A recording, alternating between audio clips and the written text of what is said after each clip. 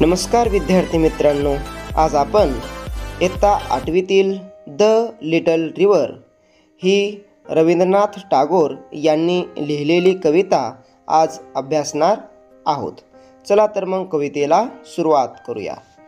Our little river it meanders along. Our little river म्हणजेच आमची छोटीशी नदी. It meanders along. meanders म्हणजे वळणे घेत वाहणे. इट meanders along म्हणजे वळणे घेत वाहत जाते. म्हणजे एकंदरीत our little river it meanders along म्हणजे आमची छोटीशी नदी ती वळणे घेत वाहत जाते. इन समर म्हणजेच उन्हाळ्यामध्ये the water is only knee deep. नी डीप म्हणजे गुडघ्या एवढेच खोल. The water is only knee deep म्हणजे फक्त पाणी गुडघ्या इतकेच खोल असते. And cows and carts can cross it with is. And cows and carts म्हणजे काऊज म्हणजे गाई आणि कार्ट्स म्हणजे बैलगाड्या. Can cross it with is. Is म्हणजे सहजतेने. म्हणजेच गाई आणि बैलगाड्या सहज नदी पार करू शकतात. For the banks though high. Banks म्हणजे नदीचा काठ. For the banks though high नदीचा काठ जरी उंच असला are not too steep. Steep म्हणजे फारच उभा किंवा तीव्र उतार. आर नॉट टू स्टीप म्हणजे फारच उभा किंवा तीव्र उतार असा नाही. For the banks though high are not too steep. नदीचा काठ जरी उंच असला तरी फारच उभा किंवा तीव्र उताराचा नाही. एकंदरीत our little river it meanders along म्हणजे आमची छोटीशी नदी ती वळणे घेत वाहत जाते. In summer the water is only knee deep. उन्हाळ्यामध्ये पाणी फक्त गुडघ्या इतकेच खोल असते. And cows and carts can cross it with ease आणि गाई आणि बैलगाड्या सहज नदी पार करू शकतात. For the banks though high are not too steep. नदीचा काठ जरी उंच असला तरी फारच उभा किंवा तीव्र असा उताराचा नाही. Second stanza. No sign of slime the sand shine bright. No sign of slime. Slime म्हणजे चिखल. साइन म्हणजे निशाण किंवा चिन्ह. नो साइन ऑफ स्लाइम म्हणजे चिखलाचा निशाण नाही, चिखलाचा थांगपत्ता नाही. द सँड शाईन ब्राईट आणि सँड म्हणजे वाळू, शाईन म्हणजे चमकणे आणि वाळू चमकत आहे. ऑन वन शोर. शोर म्हणजे काठ. ऑन वन शोर आणि नदीच्या एका काठावर काश फील्ड्स ब्लूसम व्हाईट. काश म्हणजे काश फुले, फील्ड्स म्हणजे शेते, ब्लूसम म्हणजे बहरलेली, व्हाईट म्हणजे पांढरी. म्हणजेच पांढरी काश फुले शेतामध्ये फुललेली आहेत. Chirping mynas through that site. Chirping म्हणजे चिवचिवाट. मैना म्हणजे पक्षी. मैना पक्षींचा चिवचिवाट ऐकू येतोय. थ्रू दॅट साईट म्हणजे त्या जागेवरून मैना पक्ष्यांचा चिवचिवाट येतो. The jackals howls is heard there at night. The jackals. Jackals म्हणजे कोल्हा. हाउल्स म्हणजे कोल्हेकुई. द जॅकल्स हाउल्स म्हणजे कोल्ह्याची कोल्हेकुई is heard there at night म्हणजे तेथे रात्री कोल्ह्याचे ओरडणे म्हणजेच कोल्ह्याची कोल्हेकुई ऐकू येते. Across lie grows of mango and palm. Across म्हणजे पलीकडे, लाय म्हणजे खोटे बोलणे, परंतु या ठिकाणी लायचा अर्थ आहे पसरलेले असणे. ग्रोज म्हणजे राई किंवा बाग. अक्रॉस लाय ग्रोज म्हणजे पलीकडे राई किंवा बागा पसरलेल्या आहेत. Of mango and palm.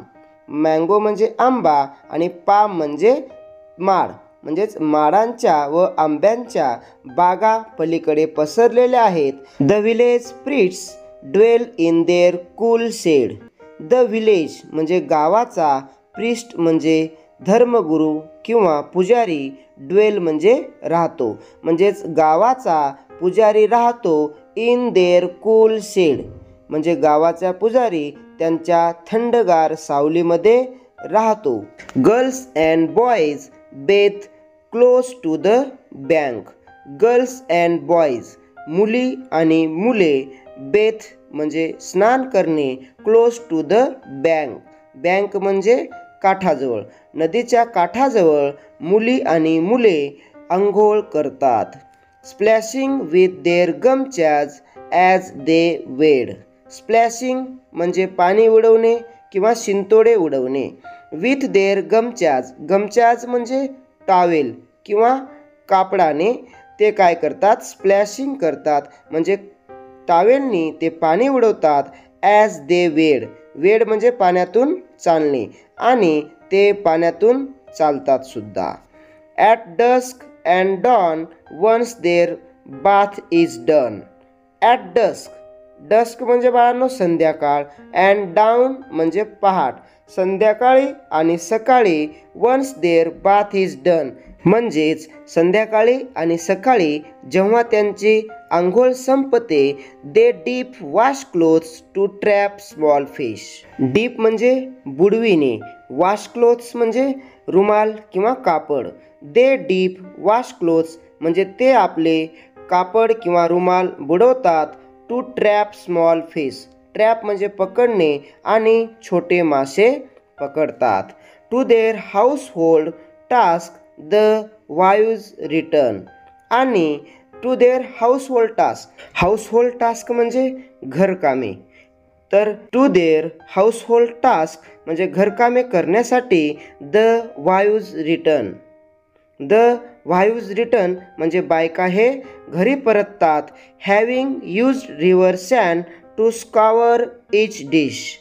Having used river sand, नदीची वाळू वापरतात. टू स्कॉवर इच डिश, स्कॉवर म्हणजे घासून पुसून स्वच्छ करणे, तर टू स्कॉवर इच डिश म्हणजे प्रत्येक भांडे साफ करण्यासाठी नदीची वाळू वापरतात. In Ashadh clouds gather the waters rise.